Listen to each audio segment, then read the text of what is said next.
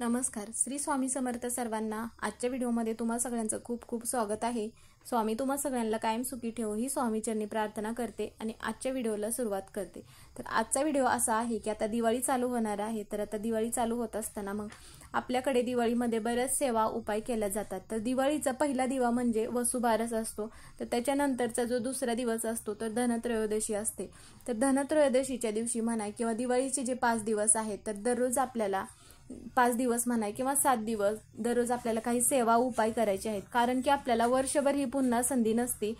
त्याचप्रमाणे मग आपल्या घरामध्ये लक्ष्मी टिकून राहावी, घरातील आलेला पैसा खर्च होऊ नये, घरामध्ये वादविवाद होऊ नये, घरात कोणत्याही अडचणी निर्माण होऊ नये म्हणून आपण बरेच उपाय सेवा करत असतो. पण इतर वेळी आपण सेवा उपाय करतो पण त्याचं फळ मिळत नसतं पाहिजे तसं.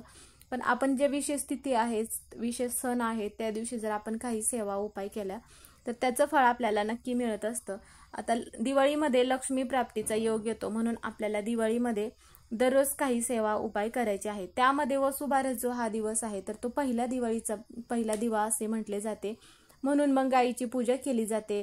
कारण की मुलांच्या दीर्घायुष्यासाठी हा उपवास केला जातो आणि गायीची पूजा केली जाते. आता दररोज आपण घराबाहेर साफसफाई स्वच्छता करत असतो. तर दरवाजाच्या बाहेर जेव्हा आपण दररोज पाणी शिंपडतो तेव्हा मग त्या पाण्यामध्ये आपल्याला थोडेसे गंगाजल टाकायचं आहे, थोडीशी हळद टाकायची आहे आणि मग हे पाणी आपल्याला घराच्या बाहेर शिंपडायचं आहे. कारण की हळद ही भगवान विष्णूंना आणि माता लक्ष्मीला अत्यंत प्रिय असते. घरातील नकारात्मकता निघून जाते म्हणून मग घरामध्ये माता लक्ष्मी ही आपल्या प्रवेश करत असते. त्याचप्रमाणे मग आपल्याला काय करायचं आहे, ज्यावेळेस आपण दिवाळीमध्ये दररोज स्नान करत असतो तर त्यावेळेस आपल्या प्रत्येकामध्ये काही ना काहीतरी नकारात्मकता असते किंवा एखाद्या व्यक्तीचं कोणतं काम अडकलं असेल किंवा ते काम पूर्ण होत नसेल, घरात वादविवाद होत असतील, घराची प्रगती होत नसेल तर दररोज आपल्याला काय करायचं आहे, अंघोळीच्या पाण्यामध्ये थोडेसे कच्चे दूध टाकायचं आहे किंवा तुम्ही 2 चमचे कच्चे दूध टाकू शकता. आता हे दूध टाकत असताना गाईचेच टाकायचं आहे कारण की गाईचे दूध जे आहे ते अमृत समान मानले जाते. म्हणून मग हे दूध आपल्याला अंघोळीच्या पाण्यात टाकायचं आहे. माता लक्ष्मी प्रसन्न होते आणि आपल्याला जे लागलेले दोष आहेत, इडापिडा आहे तर ते दूर होत असते. आता हा उपाय तुम्ही घरातील लहान मुलांसाठी म्हणा किंवा मोठ्या व्यक्तींसाठी प्रत्येकासाठी हे उपाय तुम्ही दिवाळीमध्ये आवर्जून करायचा आहे.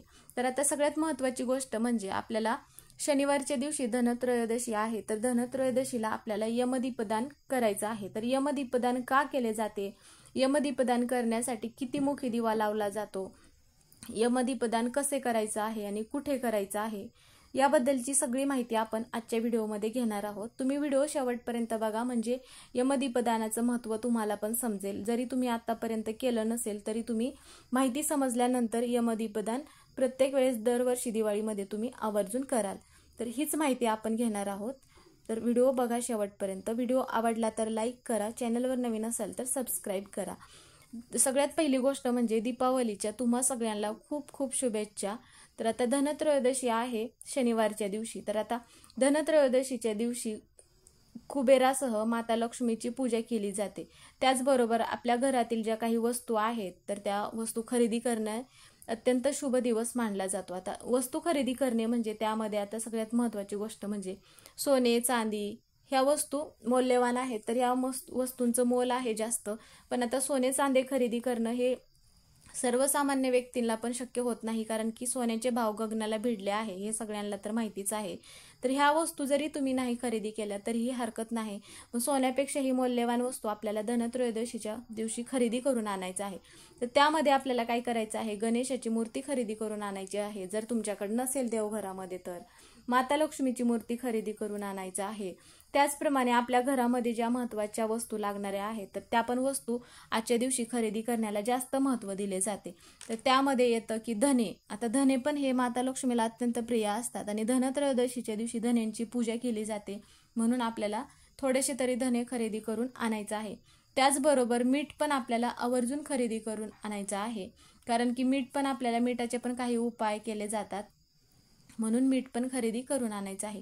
त्याचबरोबर हळद ही माता लक्ष्मीला अत्यंत प्रिय असते म्हणून आवर्जून तुम्ही धनत्रयोदशीच्या दिवशी हळद ही खरेदी करून आणायचं आहे.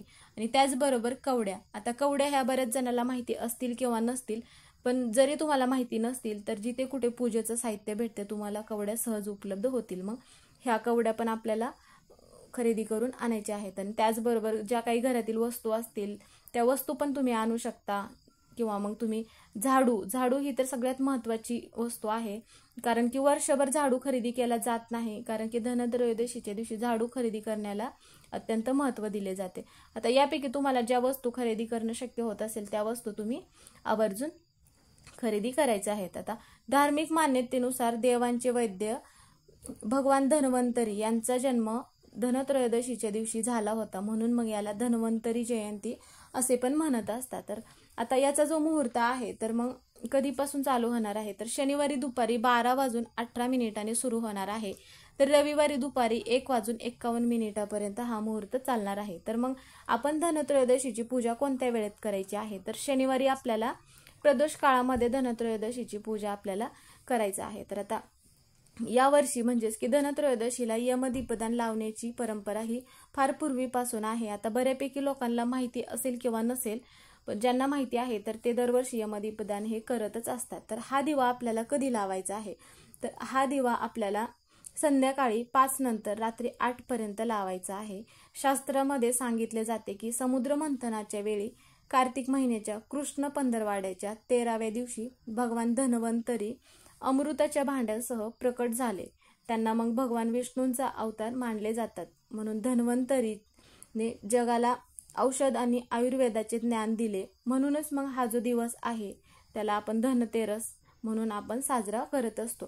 तर असे मानले जाते की या दिवशी जर नवीन वस्तू आपण खरेदी केल्या तर देवी लक्ष्मी आणि भगवान कुबेर यांचे आशीर्वाद मग आपल्याला मिळत असतात. त्यामुळे मग आपल्या जीवनामध्ये समृद्धी, सौभाग्य आणि आनंद येत असतो. तर यमदीपदान आपल्याला का करायचं आहे आणि किती मुखी दिवा लावायचा आहे, सगळ्यात महत्त्वाची गोष्ट म्हणजे आता यमदीपदान का करायचं आहे, तर आता बऱ्याच वेळा काय होतं की आपल्या घरातील एखादी यमदेवता जो आहे तर ज्याला आपण मृत्यूची देवता असेही म्हणत असतो, तर यांना मग ठरलेल्या वेळी प्राण घेण्याचे काम देण्यात आले आहे. तर आता मृत्यूपासून कधीही वाचता येत नाही हे तर प्रत्येकाला माहितीच आहे, पण अकाली मृत्यू टाळण्यासाठी मग धनत्रयोदशीला यमदीपदान केले जाते. आता हे जे दिवे आहेत तर हे दिवे मग आता काही ठिकाणी 13 दिवे पण लावतात, पण काही ठिकाणी मग 1 दिवा पण लावतात. मग तुम्ही 1 दिवा पण लावलात तरीही हरकत नाही. फक्त दिवा हा ज्यावेळेस आपण लावणार आहे त्यावेळेस हा दिवा दक्षिणेकडे तोंड करून मग लावला जातो. आता यमाची दिशा म्हणजेच की ती दक्षिण दिशा मानली जाते, त्यामुळे दक्षिणेकडे या दिव्याचं तोंड करून लावायचं आहे. तर आता हा दिवा किती मुखी दिवा आपल्याला बनवायचा आहे, तर हा दिवा आपल्याला गव्हाच्या पिठापासूनच बनवायचा आहे. त्यामध्ये मीठ न टाकता हा दिवा बनवायचा आहे. त्यामध्ये हळद मिसळून आपल्याला हा दिवा बनवायचा आहे. दिवा बनवत असताना त्या दिव्यामध्ये 1-2 तास तरी तेल राहिलं पाहिजे, म्हणजे तो दिवा 2 तास तरी चालला पाहिजे, एवढं त्या दिव्यामध्ये आपल्याला तेल बसेल असा दिवा आपल्याला बनवायचा आहे. आता जरी तुम्हाला दिवा बनवणं नाही शक्य झालं तर तुम्ही एखादी मोठी पंती घेऊ शकता, कारण की दिवाळीमध्ये आपण नवीन पंत्या तर खरेदी करतच असतो, पण शक्यतो आपल्याला गव्हाच्या पिठापासूनच दिवा बनवायचा आहे, कारण की आपण जर पिठाचा दिवा बनवला तर त्याचा सगळ्यात लवकर प्रभाव पडतो, म्हणून आपल्याला पिठापासूनच दिवा बनवायचा आहे. आणि मग नंतर काय करायचं आहे, दिवा बनवून झाल्यानंतर त्या आपल्याला दिव्यांना 4 टोक बनवायचे आहेत, म्हणजेच की 4ही दिशांना वात लावता येईल असा दिवा बनवायचा आहे बनवत असताना. आणि मग त्या दिव्यामध्ये आपल्याला दुहेरी वात लावायची आहे आणि तीच आडवी ठेवायची आहे, म्हणजेच की 4ही टोकांना आपल्याला ती वात गेली पाहिजे असा दिवा आपल्याला वात ठेवायची आहे. आणि दिव्याच्या बाहेर दिसतील वात दिव्यात मग आपल्याला काय करायचं आहे, तिळाचं जे तेल असतं तर ते तेल टाकायचं आहे. आणि दिव्यामध्ये आपल्याला थोडेसे काळे तीळ टाकायचं आहे. दिव्याची पूजा करायची आहे आणि एक प्लेट घ्यायची आहे आणि प्लेटामध्ये आपल्याला थोडेसे तांदूळ ठेवायचे आहेत आणि मग हा दिवा त्यामध्ये प्रज्वलित करायचा आहे. तर आता सगळ्यात महत्त्वाचं म्हणजे तर हा दिवा कुठे लावायचा आहे, तर हा जो दिवा आहे तर आपल्या घराचा जो मुख्य उंबरठा आहे तर घराच्या मुख्य उंबरठ्यावरती हा दिवा लावला जातो. आणि हा दिवा लावल्यानंतर आता आपल्याला काय करायचं आहे की हा दिवा लावल्यानंतर आपल्या घरातील ज्या अडचणी आहेत तर त्या सांगायचं आहे. आणि हा दिवा जरी विझला तरी मनामध्ये कोणतेही वाईट विचार न आणता परत दिवा तुम्ही प्रज्वलित करू शकता. तर आता म्हणजेच की मातीची जर पंती घेतली तर मग त्यावेळेस काय करायचं, किंवा मग तुम्ही कणकेचा दिवा जर बनवलात पिठाचा तर त्या दिव्याचं काय करायचं, रात्रभर दिवा आपल्याला तिथेच ठेवायचा आहे. दुसऱ्या दिवशी तो दिवा तिथून उचलायचा आहे. आणि जर तुम्ही पिठाचा दिवा बनवला असेल तर त्या दिव्यामधील जे सगळं आहे तर निर्माल्यामध्ये टाकायचं आहे. आणि दिव्याखालचे तांदूळ आणि तो पिठाचा जो दिवा आहे तर एखाद्या झाडाखाली टाकायचा आहे, जेणेकरून पक्षी म्हणा कीटक म्हणा खाऊन घेतील आणि आपल्याला तृप्त आशीर्वाद असा मिळत असतो. म्हणून मग असे यमदीपदान केले जाते. तर मग यमदीपदान का करायचे, किती मुखी दिवा लावायचा, कुठे करायचं याबद्दलची मग तुम्हाला सगळी माहिती समजलीच असेल. तर तुम्ही पण धनत्रयोदशीच्या दिवशी इथून मागे जर केलं नसेल तर यावर्षी तरी आवर्जून यमदीपदान करा. म्हणजेच की काय होईल की अकाली मृत्यू टळण्यासाठी हा दिवा लावला जातो. म्हणून तुम्ही आवर्जून हा उपाय करायचा आहे. तर आजचा व्हिडिओ हा इथेच संपला. व्हिडिओ कसा वाटला कमेंट करून नक्की सांगा. कमेंटमध्ये श्री स्वामी समर्थ लिहायला विसरू नका. व्हिडिओ पूर्ण बघितल्याबद्दल धन्यवाद.